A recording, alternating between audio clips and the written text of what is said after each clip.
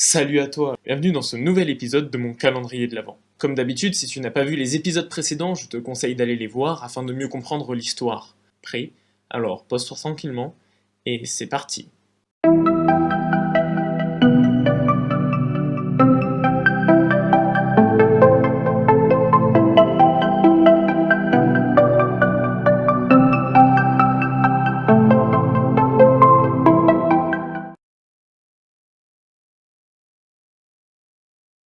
11 Oubra 558.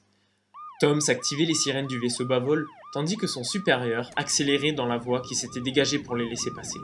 Il venait de recevoir une communication sur un des rares réseaux qui fonctionnait encore partiellement. À toutes les unités, cambriolage en cours chez Tech Innov, au 65 boulevard de Darkar. Intervention prioritaire. Comme l'exigeait la procédure, ils avaient alors signalé leur position et informé leurs collègues qu'ils s'y rendaient. Ils n'avaient aucune certitude d'arriver à temps. Ils se trouvaient littéralement à l'opposé de la ville, et il leur faudrait au bas mot 20 minutes pour se rendre sur place. S'ils s'y rendaient quand même, c'est parce que, de ce qu'ils savaient, ils pouvaient très bien être les seuls à avoir reçu l'information. Tandis que Juliran slalomait entre les véhicules et râlait après un transporteur qui ne se rabattait pas assez vite, Tom se regardait défiler les bâtiments plus ou moins imposants de Paladis. Il était arrivé en ville depuis bientôt 1 an, mais il était encore admiratif devant les proportions hors normes de Paladis. Pour lui qui venait du petit hameau de Scandumis, ça faisait un choc. Dès qu'on s'éloignait un peu de la ville, ce n'était plus la même chose. Ces deux lieux qui se trouvaient dans la zone fermière étaient mitoyens des bois du nord, et les paysages autour des deux villes se ressemblaient à s'y méprendre. Ainsi, quand il se sentait oppressé par les bâtiments omniprésents, il partait un jour à la campagne, et se retrouvait un peu chez lui. Alors qu'il sortait de ses pensées et revenait au moment présent, il se rendit compte qu'ils étaient presque arrivés. Cependant, la fréquentation de ce quartier augmentait avec le nombre de commerces, et même les sirènes hurlantes de leurs véhicules ne suffisaient plus à leur ménager un espace suffisant pour avancer. Maudissant les restrictions budgétaires qui empêchaient la police locale d'acheter des véhicules plus puissants, Juliran tira alors le levier de haut vol, et leur vaisseau prit un peu d'altitude dans un vrombissement assourdissant.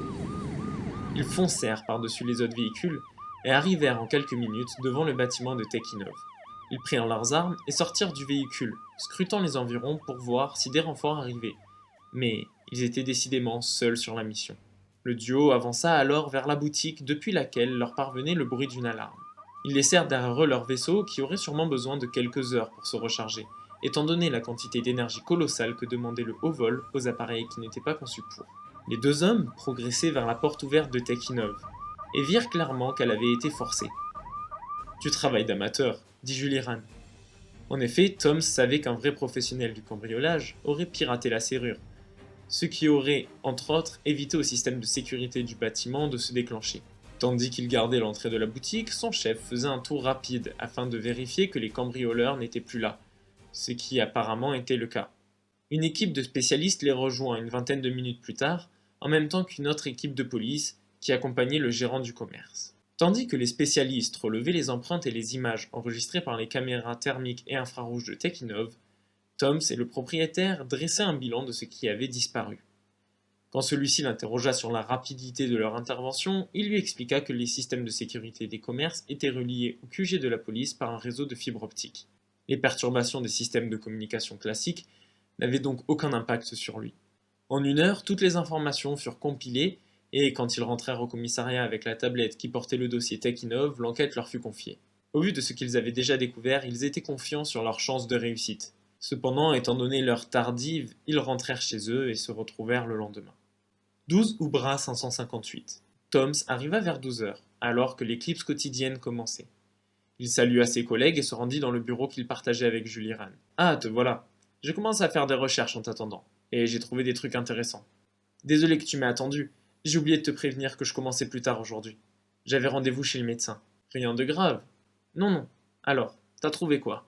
Regarde ça. » Juliran pointait sur son écran holographique les images prises par les caméras la veille.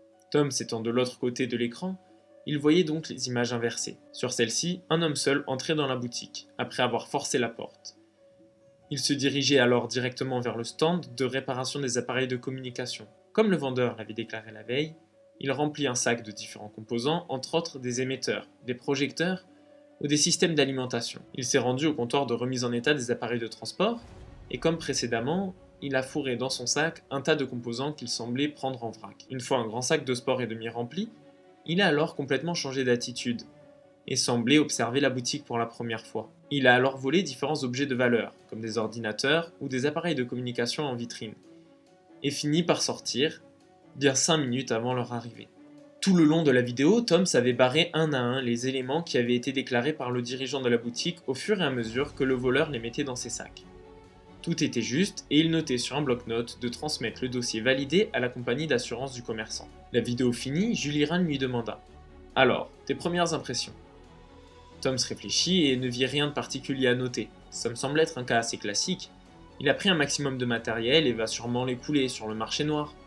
Faudra surveiller les ventes des prochains jours et on pourra sûrement remonter la piste. Bonne analyse. Les hommes sont déjà sur le coup. Rien à signaler pour l'instant. Cependant, tu as manqué un détail. Un truc qui m'a étonné dans un premier temps. Pourquoi est-ce qu'il a pris tous ces composants? Sûrement pour brouiller les pistes. Comme ça multiplie les suspects. Si ce n'était pas autant du travail d'amateur, ça aurait pu être une commande. Pour un réparateur, par exemple. Justement, tu mets le doigt dessus. Tout me pousse à croire que c'est une commande. Il savait exactement ce qu'il devait prendre. Il est allé uniquement sur ces 2 stands. Et vu la qualité de son travail, ça devrait déjà faire un moment que son butin circule sur le marché noir. Et là, rien. Ça m'intrigue.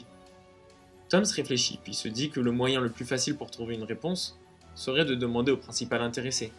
On a une piste pour le retrouver? L'abondance d'empreintes digitales différentes présentes dans le magasin rendait leur utilisation impossible, et la comparaison des vidéos de caméras de surveillance avec les dossiers internes de la police n'avait rien donné pour le moment. Cependant, Julie Rand afficha un sourire en déclarant « L'utilisation des maillages des caméras urbaines demande d'habitude un temps monumental pour remonter la piste de quelqu'un. Mais cette fois-ci, la chance nous a souri. Phil, qui était là hier, a fini il y a pas longtemps un pistage par caméra. Ça lui a pris plus d'1 semaine. En voyant les images de la vidéosurveillance, il était formel. On a un nom et une adresse.